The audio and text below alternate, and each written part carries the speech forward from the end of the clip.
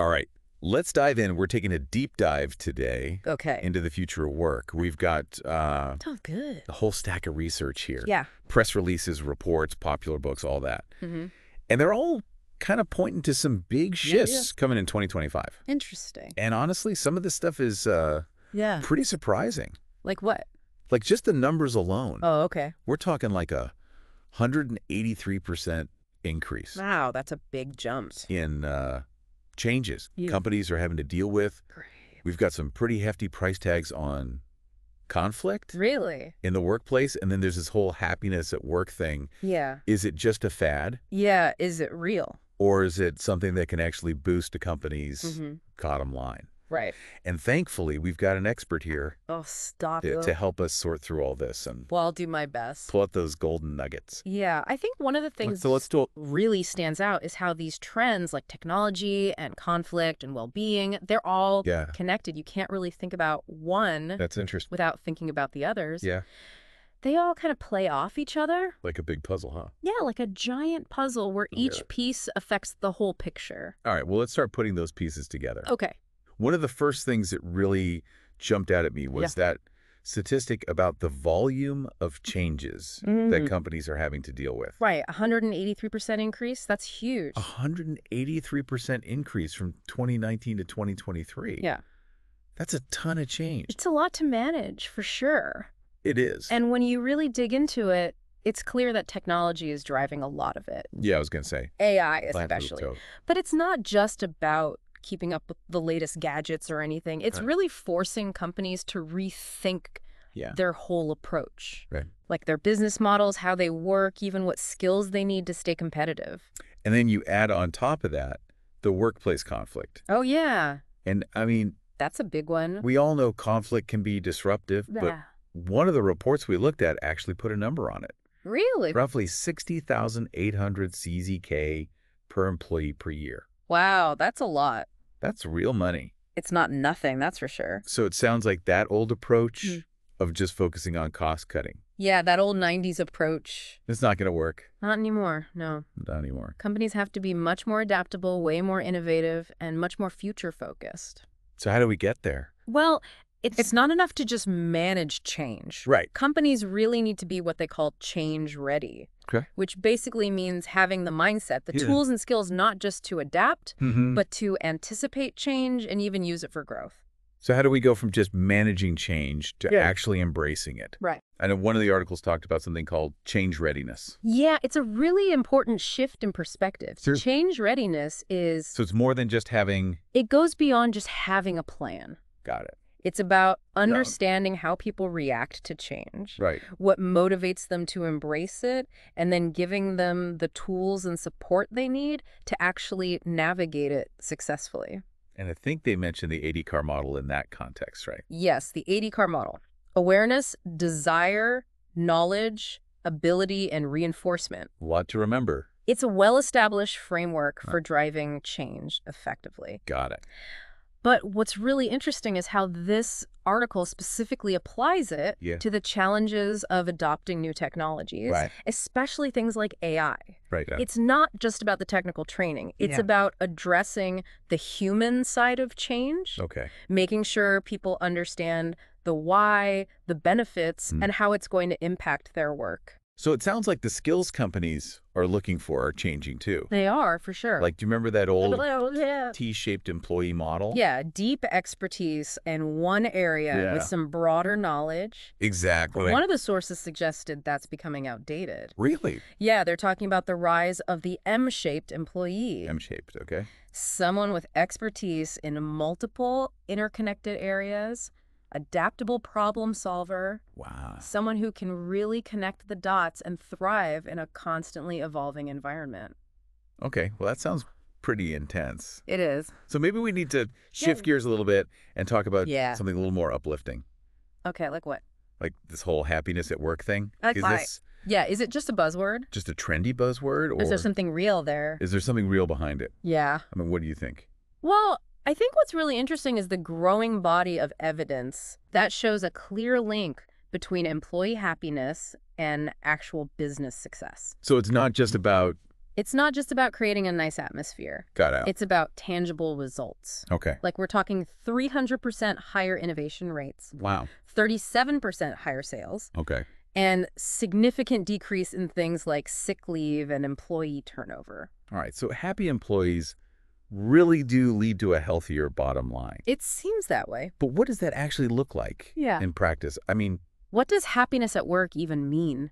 Is it all just free snacks and ping pong tables? I think it's definitely more than just perks. Okay. It's really about creating an environment where people feel valued and respected and empowered to actually contribute their best work. Okay.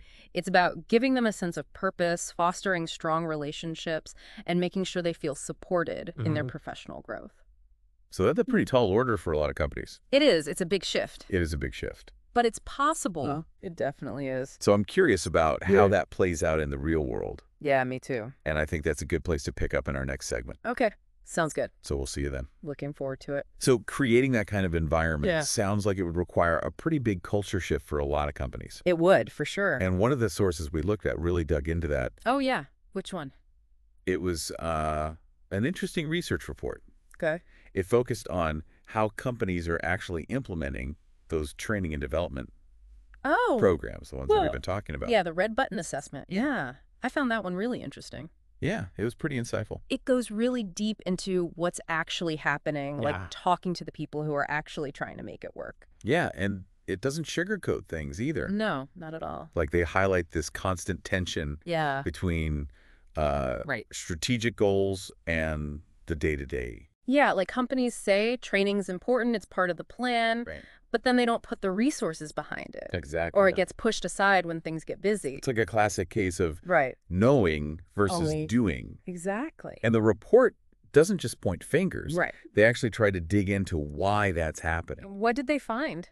Well, one of the key takeaways was that a lot of companies still approach training as like a check-the-box activity. Yeah, just get it done. You know, move on. Something you do to meet compliance requirements or to address a specific skill gap. Right.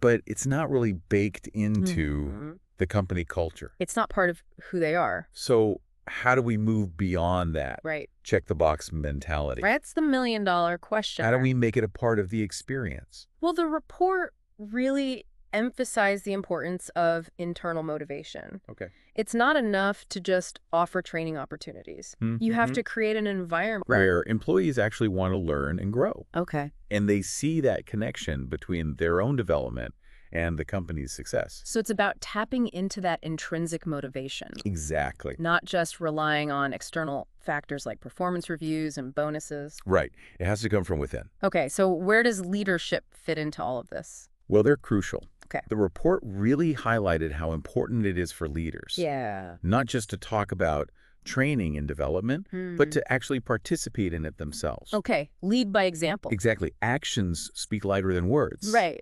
It's about creating that culture of continuous learning that spreads through the whole organization. Okay, but beyond the culture piece, the report also gets into the nuts and bolts of actually implementing these platforms. Right, the how-to. And, I mean, it's not always easy, is it? It's definitely not. What are some of the challenges? Well, the report was really honest about the obstacles that people are facing. Like what? Things like limited budgets, Okay. outdated technology, lack of support from leadership. Yeah, all those practical things. Those are real barriers. That can make it really tough. Absolutely. To get anything off the ground. Even with the best intentions.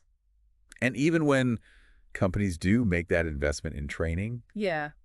I mean, there's the question of format. So many options these days. I know we've got online platforms like Redbutton EDU, LinkedIn Learning. Right. All the in-person workshops. Yeah. Mentoring programs. Peer-to-peer learning. So how do you even choose? It's about finding the right mix. Okay. Catering to different learning styles and preferences. And I thought it was interesting that the report also highlighted where these learning and development people are getting their inspiration. Oh, yeah. It's not just from research and conferences. It's also from their own networks. So they're learning from each other. Exactly. Yeah. Sharing best practices. Okay, that makes a lot of sense. It highlights the power of community and collaboration. And that made me think of another point they brought up. Yeah. About capturing and sharing internal knowledge. That's a big one.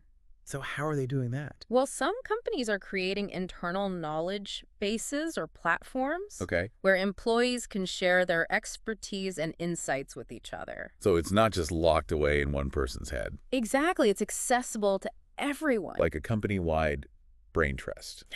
I like that. So we've been talking a lot about, the nuts and bolts of training and development. Right, the practical stuff. But I want to shift gears a little bit and talk about another source that we looked at. Sure. Which one? That offers a very different perspective on the workplace. All right. It was that video featuring psychologist Michala Šrajera. Oh, yeah. Her work is fascinating. Yeah. She really brings the focus back to the human side of work, the importance of social and mental well-being. Yeah. And she's not just talking about it in theory. Yeah. She's grounding it in some pretty compelling research. Like what? Well, she talks about the Harvard Grant study. Oh, yeah. That one's a classic. That decades-long study that followed all those people throughout their lives. Yeah. And what did they find? Well, they found that the quality of our relationships is the single biggest predictor of our health and happiness. Interesting. It's not about... So it's not about how much money you make or how successful you are in your career. It's about the people in your life. Your connection. Yeah, your relationship. Yeah, it's powerful stuff. It really is. And it challenges that traditional view of work as being solely about productivity and financial rewards. Right, like work can be about more than that. Yeah. It can be a place where we build meaningful connections, find purpose, and contribute to something bigger than ourselves. But she also acknowledges, the reality of the modern workplace. Yeah, it's not always easy to prioritize those things. Right. What are some of the challenges she talks about? Well, things like the constant time pressure. Okay. The feeling of isolation, always being connected. Right. Digital overload. Digital overload, exhaustion. Yeah. Even a fear of emotions. It's a lot to deal with. It is. And it's interesting how she ties those challenges back to our earlier conversation about technology. Like, as we become more reliant on digital communication and remote work, it becomes even more important to be intentional about building those relationships. Exactly. And fostering a sense of belonging within our teams. And speaking of those human connections, there was another source we looked at that I thought was really interesting. What was that? It was that book. Okay. Objective Finding. Oh, by Tomáš Abek? Yeah, the surgeon. Yeah, I've heard of that one. It seems to be making the rounds. It's really popular right now. Yeah, in the business world, which is interesting. What do you think it is about that book that's resonating with people? Well, I think it's because it's a really personal story. It's not your typical business book. It's a memoir, right? It is. It's a memoir. Yeah. And he's really sharing his own journey of overcoming adversity. Right. And finding meaning in his experiences. Okay. Both personally and professionally. It sounds inspiring. And it's his vulnerability. His willingness to share. Yeah. Both the struggles and the triumphs. That makes it so powerful. That makes it so relatable. Exactly. It reminds us that we're all human. We are. We all have our own stories and our own challenges. And by sharing those stories, by being vulnerable, we can actually build deeper connections. Right. It breaks down those walls. It does. And allows us to connect on a human level. Absolutely. And that's something that's so important in the workplace. It is, for sure. Like Hebek's book really highlights the importance of self-awareness. Okay. Understanding how our own past experiences shape our beliefs and behaviors. Right. That's crucial for navigating conflict. Yeah. Building trust, communicating effectively. All of that. All the things we've been talking about. Yeah. It's like an invitation to reflect on our own stories. To understand the patterns that drive our behavior. Okay. And to make conscious choices about how we show up. In the world. In the world, both at work and in our personal lives.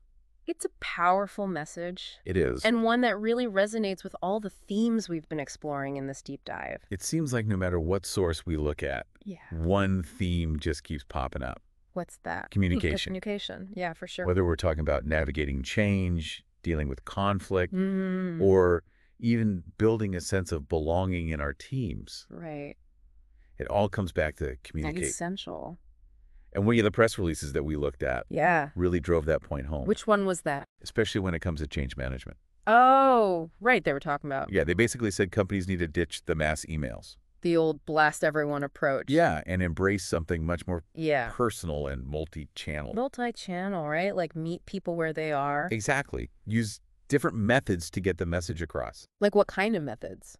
Well, things like team meetings, one-on-ones, visual reminders, even weaving those messages into company events. Oh, that's interesting. It's about repetition and reinforcement. So it really sinks in. Yeah. Make sure that message sticks. And they also talked about leadership. They did. They really emphasized how important it is for leaders to take an active role. Right. Not just delegate it to HR or something. Exactly. When leaders are out there communicating those changes directly, it shows they're invested. It builds trust. It builds trust. And it's not just about what you say. Right. It's also about how you say it. Yeah, that's a good point. And that same source really stressed the importance of empathy. Empathy.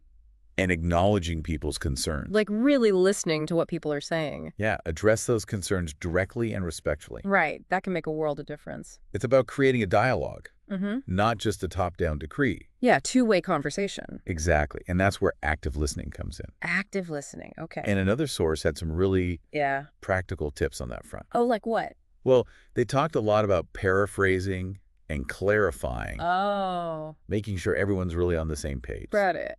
And encouraging people to share their own feelings and thoughts. Instead of just telling them what to do. Right. And shifting from you to I. Yeah, I. Focusing on your own experience and perspective. Okay. Which can really help de-escalate conflict. Okay. And create that more collaborative environment. And what about when you disagree with someone? Even when you disagree, it's important to acknowledge and validate the other person's emotions. Right. Their feelings are still valid. Create that space where people feel safe to express themselves authentically without fear of judgment. That's so important for building trust. It is. It's the foundation. And psychological safety. Of a truly innovative team. Absolutely. So we've covered a lot of ground in this deep dive. We have. But it feels like we've just scratched the surface. There's always more to explore. But before we wrap